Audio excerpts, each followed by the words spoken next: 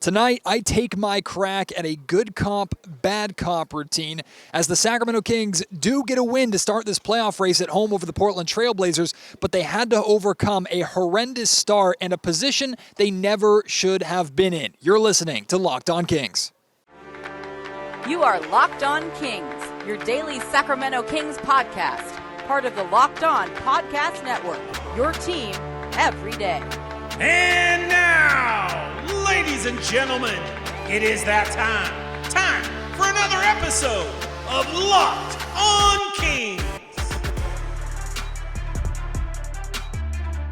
Hello and welcome into Locked On Kings, your podcast hub for Sacramento Kings coverage all regular season long. Today, presented by Prize Picks. First-time users can receive a 100% instant deposit match up to $100 with promo code Locked On. That's prizepicks.com, promo code Locked On. My name is Matt George. I have the privilege of being your host here. I'm a Sacramento sports reporter and producer for ABC 10 News. So great to be back here in the Golden One Center. I'm sorry, Vivint Arena, you were nice. It was great to experience the All-Star game in Utah, but Golden One Center, there's just no atmosphere like it. Certainly a lot more energy in this building tonight with a crowd of over 18,000 plus. It was nearing the Golden One Center record tonight, and we're talking about a weeknight game against an under 500 team, but this fan base is geared up and ready for this playoff race. They showed out tonight, and they had to sit through a uncomfortable but extremely predictable start. So in this good cop, bad cop routine, I'm actually going to flip it. I'm going to start with the bad cop because chronologically, that's what happened. And look, it's a joke amongst Sacramento Kings fans that when a team comes into Sacramento and there's some circumstances that should normally be beneficial for the Kings, it goes the exact opposite, right? Dame Lillard not playing tonight. Basically, the entire Portland Trail Blazers starting lineup not being available tonight with no Nurkic, or Jokic, no Jeremy Grant, right? Like, we know how many times the Kings have struggled going against teams, even as early as last season, taking on a Philadelphia 76ers team that was either missing 4 out of their 5 starters or their entire starting lineup and still losing to them in this building. Granted, that's a very different team from this year's Sacramento Kings team, but you get my point. Typically, a shorthanded team comes into Sacramento and has a lot of success against the Kings. So it's a joke amongst the fan base. Well, the Kings are screwed. Dame's not playing. Kings are screwed. And then you add in the travel saga for the Trailblazers. We're supposed to leave last night. Their flight was grounded because of the weather. Boarded their plane this morning and sat in their plane basically for hours. They had to de-ice the plane. They didn't know if they were going to actually get here on time. We had no idea if this game was going to be postponed or not.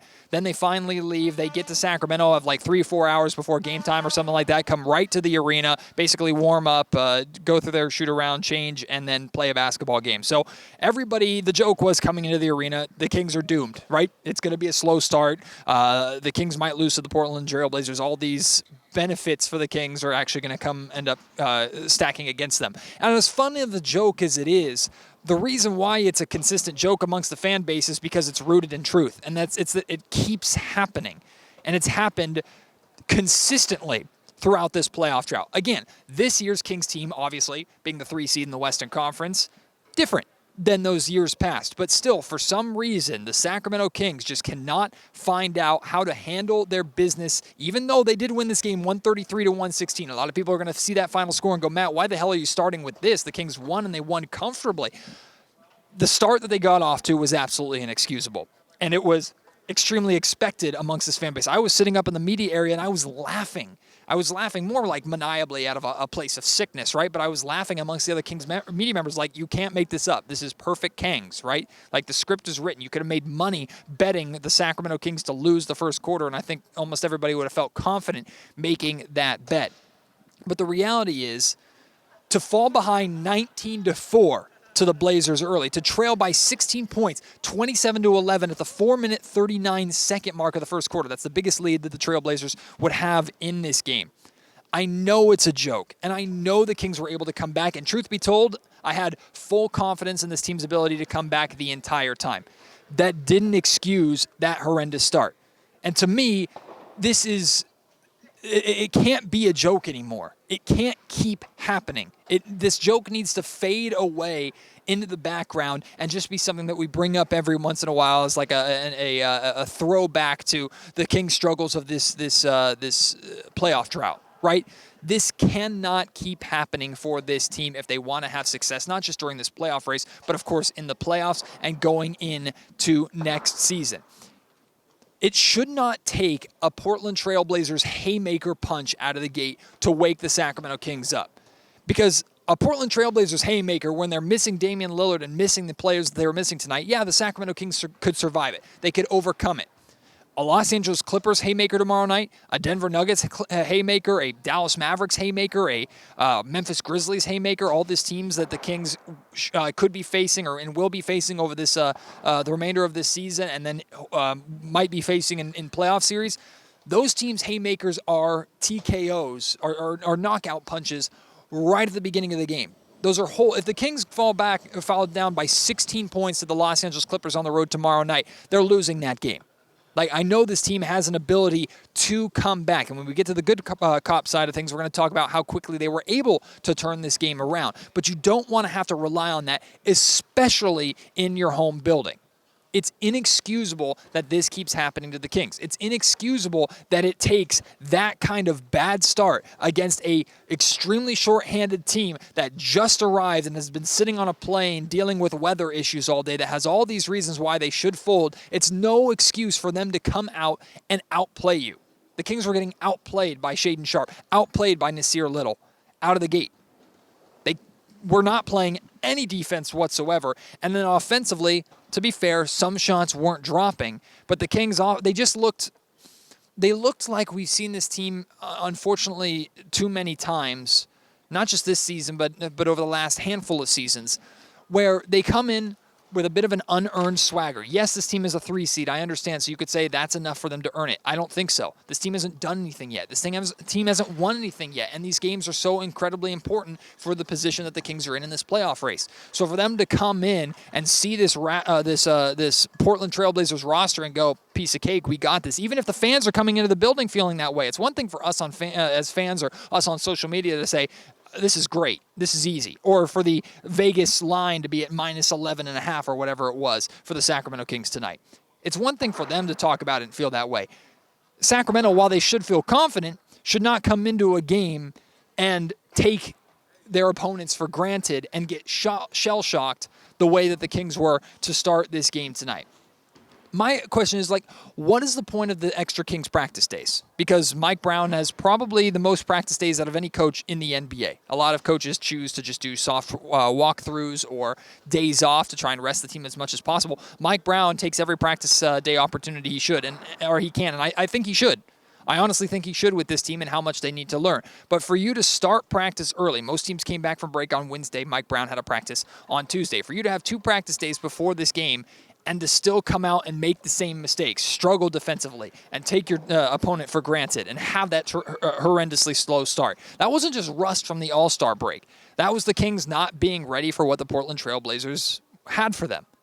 What's the point of practice days if this team is not going to figure that out? And I'm going to play for you a little bit later on a really, really good soundbite from Mike Brown explaining why he didn't take an early timeout like he has done for at many points this season, and talking about how this team needs to figure out how to overcome that adversity, that he can't be that guy to fix it for them all the time. So maybe this was the wake-up call the Sacramento Kings needed. Who knows? But I know if they fall behind like this for the majority of these games over this playoff drought, and certainly if they fall behind like this, whether it's at home or on the road in a playoff series, in any playoff game, they are in big, big trouble. The reality is the Kings are the hunted now. Mike Brown's talked a lot about this. They went from the hunters to the hunted, being in that 3rd seed. They are the least experienced team in this playoff picture. Teams have a target on the Kings' back. So if you are hunted, don't stand still in front of the barrel of the gun and let them shoot. Make them work. Make them hunt you. Make them try to come into your building and defeat you. Make them face the best that you have to offer. The Sacramento Kings, at least in the first quarter, did not even come close to doing that. This team needs a better sense of urgency. They need to come out recognizing the significance of every single game, especially against teams that are under 500. Look, I expect the Kings to have a sense of urgency tomorrow night against the Clippers, right? I don't know if that'll lead to a win or a loss, but they know the Clippers are right behind them in the standings. They're facing Kawhi, facing Paul George, facing Russell Westbrook. The team is gunning for them. It's not going to be hard for the Kings to get up for that game and recognize the importance of that game. However, with the handful of under 500 opponents that they have over the remainder of the season, and how crucial those games can be to add a pad for when they do have to play the 10 games against in the hunt opponents beginning tomorrow night. Those games are essential, and the Kings cannot walk into those games with a swagger, like the 2 games back-to-back against the Oklahoma City Thunder. Sure, that team is an under 500 team, but Shai Gilgeous-Alexander and that team is talented enough to absolutely punch you in the mouth and beat you twice on their home floor. The Kings can't allow that to happen. The Kings can't come into those games with a lack of urgency or with this swagger because they're third in the standings and those teams are worried about the draft lottery or maybe sneaking into the play-in. Kings haven't earned that. All right, let's get to the good cop side of things. The Kings did a really good job, and they've shown an ability to overcome big deficits quickly over the course of the season. Tonight, they erased their 16-point deficit in 8 minutes and 54 seconds of game time. That's really impressive. The Kings tied the game at 43 with a 32-16 run. From 4 minutes and 39 seconds in the first quarter up until the mid-second quarter, the Kings went on a 32-16 run to tie the game at 43. They took their first lead, 56-55, with a Harrison Barnes free throw at the 2-minute 27 mark in the second quarter. So they're trailing late in the first quarter, a little over midway into the first quarter, 3/4 of the way through the first quarter. They're trailing by 16 points. Halfway through the second quarter, they've tied the game up. And then late second quarter, they take their first lead, are able to build upon that. They had a 9-point lead at halftime. That lead got up to 14 points, I think, in the third quarter. And then the Kings kind of blew it open and ended up winning comfortably in the fourth quarter. Like, for Sacramento to be able to show an ability to overcome those deficits so quickly, for that offense to get going. And we know how like, for the Kings to still score 133 points when Mike Brown was saying before the game, or rather after the game, he said it felt like they were stuck on 4 points forever. Well, they still managed to score 133. We know this team can score, and the offense right here is a perfect example of that. The Kings are outscored big time. They're in a 16-point hole early, and yet for the remainder of the game, they outscore the Portland Trail Blazers 122-89.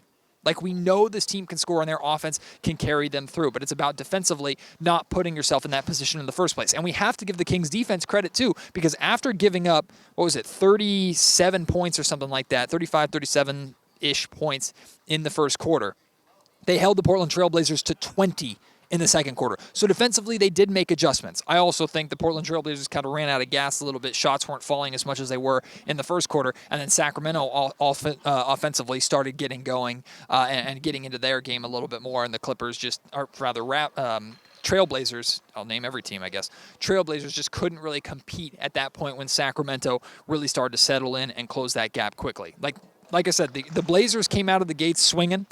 They used all their energy swinging in that first quarter, although give them credit, they didn't go away in the third quarter. Even when the game got up to 14 points, they hit back-to-back threes to get it down to 8. Like, Portland did not just fold and go away when the Sacramento Kings made their push. But they came out with the best that they had. They threw shot after shot after shot. Nasir Little looked phenomenal. 12 points, 4 of 5 shooting from the field, 3 of 3 from three-point range. He's a good player. But Nasir Little is just another of the players that have come in and getting opportunity. They recognize that Sacramento's defense is going to give them good looks. They come in with a confidence, and then they become that player, that long list of players where Kings fans go, why is this guy getting a career high, or who the heck is this guy and he's torching the Sacramento Kings? Like, it happens too much for anybody's liking, right? But the Kings, they overcome that. They take the best that Portland had early on, and they're able to erase it quickly. That's, of course, encouraging. You know, when Mike Brown finally did call a timeout when the Kings were down, I think at that point they were down 19-4. He finally calls a timeout, and then he subs Davion Mitchell and Terrence Davis into the game. And I started chuckling to myself. I'm like, the Kings are struggling to score, and here come Terrence Davis and Davion Mitchell. Now, I know also defensively the Kings are having a nightmare, and Mitchell and Davis theoretically help with that. But Mike was looking for something. He needed to change, right? The Kings' offense was terrible. The starters gave you like 10 or 9 points in the first quarter, and the rest of the bench gave you like 17 or something like that. But Terrence Davis and Davion Mitchell came in and made a difference. Terrence Davis, of course, the biggest of the impactful players off the bench. He finished with 20 points, 6 of 10 shooting from the field, 4 of 5 from three-point range. Did turn the ball over 3 times. Now, all those turnovers came in the first quarter. However, he scored 9 of his 20 points in that first quarter on 3 of 4 shooting from the field and 1 of 1 from three-point range. range when the Sacramento Kings needed to get their offense going a little bit. Terrence Davis provided that spark. Now, Davion Mitchell, you might look at his box score and go, why are you highlighting Davion as a positive too amongst this? It was really Davis that made the impact. Davion Mitchell finished with 3 points and 4 assists in this game. Not an impressive stat line by any means, right? Except those 3 points and 3 out of those 4 assists came in the first quarter when the Kings needed it. He hit a corner 3 right over here to help move the Kings a little bit closer again when they were down by 16 points. He and Terrence Davis helped push that, get it close to single digits or around single digits. And I think Trey Lyles hit a buzzer beater 3 at the end of the first quarter to get the Kings within 8, if I'm not mistaken. So they kind of salvaged at the end there. The Kings bench salvaged a horrendous quarter. Could have been a lot worse than what it was.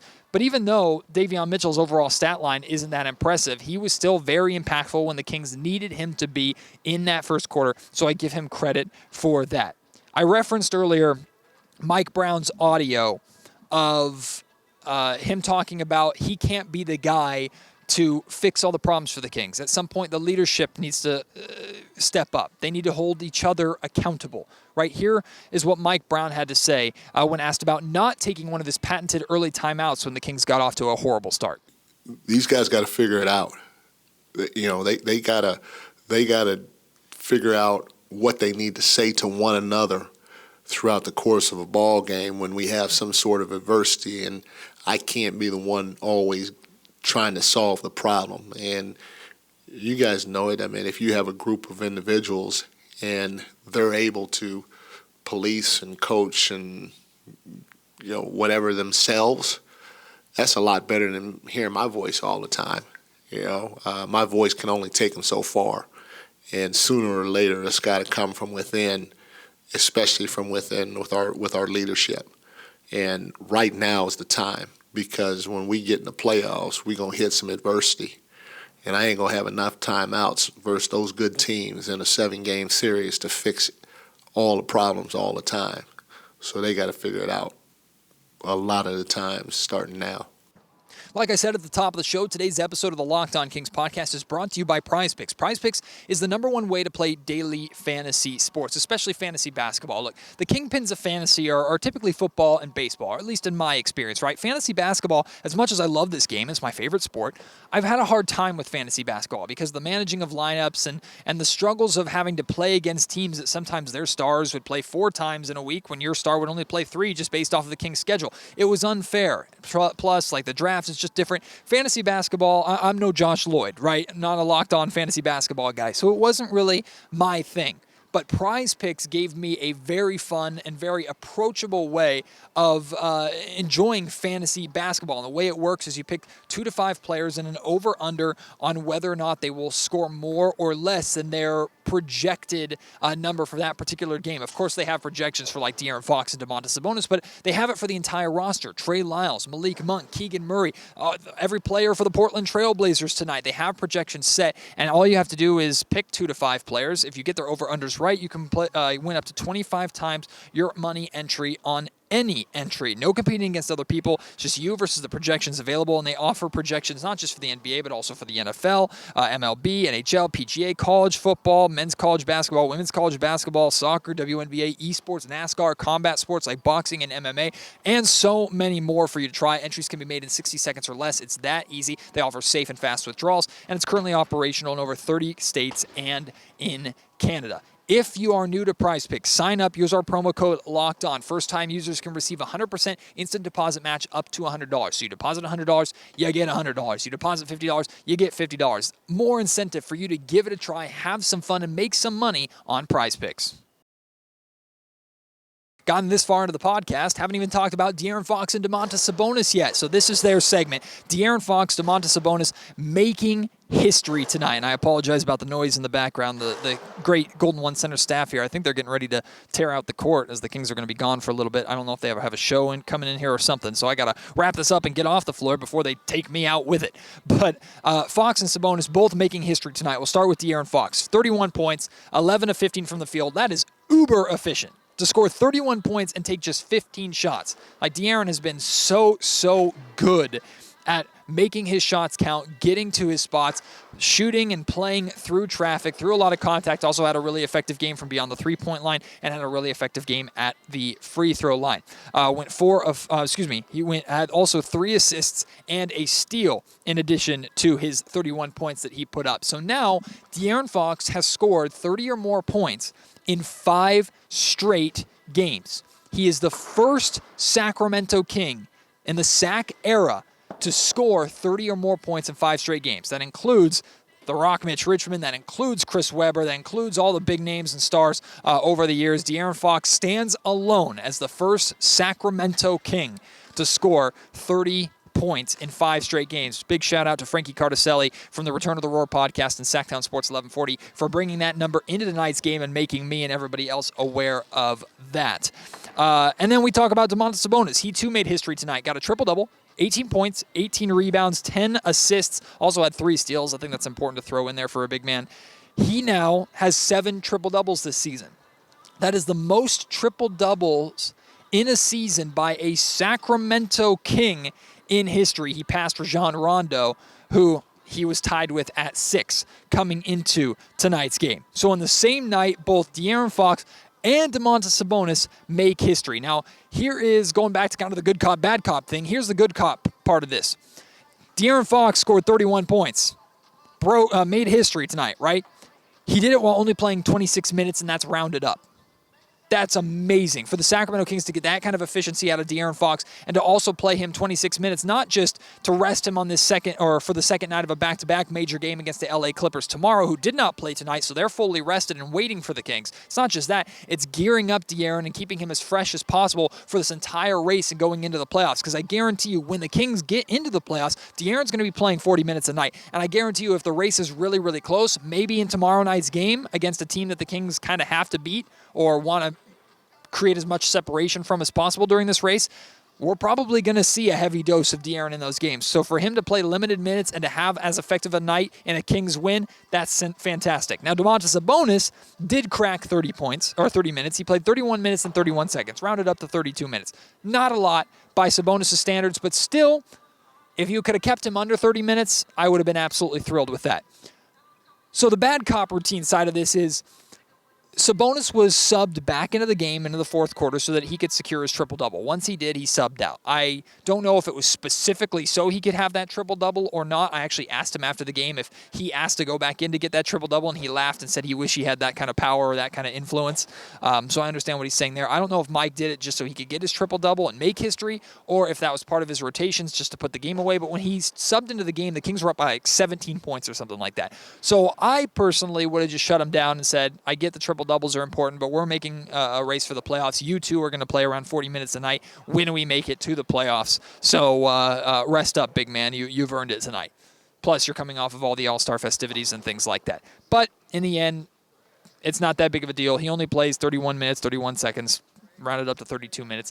Not the biggest deal in the world. I personally would have chosen to not play him in that fourth quarter, not bring him back in. But that's just me. Let me know how you feel about that. At Matt George Sack on Twitter. Email me, mattgeorgesports@gmail.com. Leave your thoughts in the YouTube comment section down below. And also send me your thoughts just on this game, on that slow start, and how you're feeling going into tomorrow night against the Clippers. We'll talk about that more in just a second. This episode of the Locked On Kings podcast is also brought to you by our great friends at Built Bar. If you're looking for a delicious treat but don't want all the fat and the calories, then you got to try Built Bar. We just got through the holidays. We're now into the end of February, so hopefully your New Year's resolutions of eating better, losing weight, or maybe putting on muscle and just eating right, hopefully those are going well and still going strong. And for a lot of you, I think it's probably still going strong because of your consumption of Built Bars, because they address that sweet tooth that we all have, right? And we don't want to have to give up the things that we enjoy eating just so we can feel better and eat better. That's the hardest part. Well, Built Bar says you don't have to. Have a bar that tastes like your favorite candy bar, that tastes like, in my case, my favorite bar, the Mint Brownie Bar, covered in 100% chocolate, but we're talking only 130 calories, only 4 grams of sugar, and a whopping 17 grams of protein in each bar. Plus, you can try their granola bars for more fuel. You can try their marshmallow puffs. If you really want to satisfy that sweet tooth, they have that all available for you. And now you don't need to go to Built.com to get get those products and get those built bars that you want, you can go to your local Sam's Club or local Walmart. Go to the pharmacy section, grab yourself a box, give flavors like churro or brownie a try. I'm telling you, you won't be disappointed. Built.com. So Kings and Clippers tomorrow night. Kings on the second night of a back-to-back. Clippers are rested. Clippers have the advantage being at home and, of course, on that second night of a back-to-back. But the Kings have been an extremely effective team on the road. And for some reason, the Kings seem to always play well against the Clippers in L.A. I don't know why it's different for the Clippers and Lakers. It just has been. But in the De'Aaron Fox era of Kings basketball, Sacramento's had a lot of success in that building. It's always Staples Center to me. It'll never be Crypto, whatever the hell it is, Arena. And hopefully the Kings can make it Golden One Center South tomorrow night. I know a good amount of fans are going to be traveling, and hopefully they'll be chanting Light the Beam by the end of it the same way they were chanting Light the Beam in that building the last time the Kings played the Clippers down there, if I'm not mistaken, if I'm remembering that correctly. But I don't care how the Kings win. Win by 20, win by 1. It does not matter. Find a way to get a win. If you lose, not the end of the world, but the Clippers make up a little bit of ground in this extremely important race. But if the Kings find a way to get a win tomorrow night, I'm telling you, we should all feel very, very, very good about where this team is at, regardless of how this game got started. But like I said earlier, if the Kings get off to a slow start in that game like they did tonight, they're going to be in for a world of hurt. I'm going to steal, actually really quick, the Kings can also thank the Toronto Raptors, who beat the New Orleans Pelicans tonight. And I can't believe I was rooting for the Philadelphia 76ers tonight, but they can thank the Sixers for beating the Memphis Grizzlies in Philadelphia tonight in a really close game. So shout out to them to help the Kings in the standings a little bit. Now they have to, they handled their business tonight. Now handle your business, and you're in control of your own destiny. You don't relying on other teams tomorrow night. You're relying on yourself to create separation from the team that's biting at your heels in the LA Clippers, who I believe are in the 4th spot. Handle your business, Kings. You are in control of your destiny, and that's exactly where you want to be. I'm going to steal this question really quickly before we wrap up. From D'Lo and KC today. They asked me, and I'm curious your response to it. They asked, outside of De'Aaron Fox and Domantas Sabonis, who do you think are the most important? Who's the most important King for the success of this playoff race? A lot of people said Harrison Barnes. Truth be told, that was the first name that came to mind. I ended up picking Malik Monk because he's so essential to this Kings team as an energizer bunny. He really runs that second unit. He's the secondary ball handler on this team. He's kind of taken that mantra away from Davion Mitchell, or taken that role away from Davion Mitchell. Plus, when times can get tense and things can get, like, there's a lot of weight on the Kings' shoulders and the spotlight's heavy on them and teams are gunning for them and it can get stressful, Malik Monk is kind of that breath of fresh air, relax, hey, play our game, brings a little bit of smile, brings a little bit of swagger, and he brings like a not so serious mindset, which is not a bad thing. Like, there's a bad way to be not so serious and to take things lightly. That's not what Malik does. Malik provides, I think, a needed presence in the locker room for this inexperienced team during this stressful race. So my pick is Malik Monk. Let me know who your pick is in the comment section down below if you're watching on YouTube, or you can email me, mattgeorgesports@gmail.com, or tweet it at me at mattgeorgesack on Twitter. It's great to get a win here in the Golden One Center. Great to be back inside the Golden One Center. Shout out to all of you who came by and said hi tonight. Hopefully I'll see you more over the remainder of this season. Looking forward to tomorrow night. Going to be stressful, us sitting on our couches and watching. I'll be at the ABC 10 studios. I'll have a podcast for you after the game tomorrow night, so I hope you will join me for that. Until then, my name is Matt George. You've been listening to Locked On Kings, part of the Locked On Podcast Network.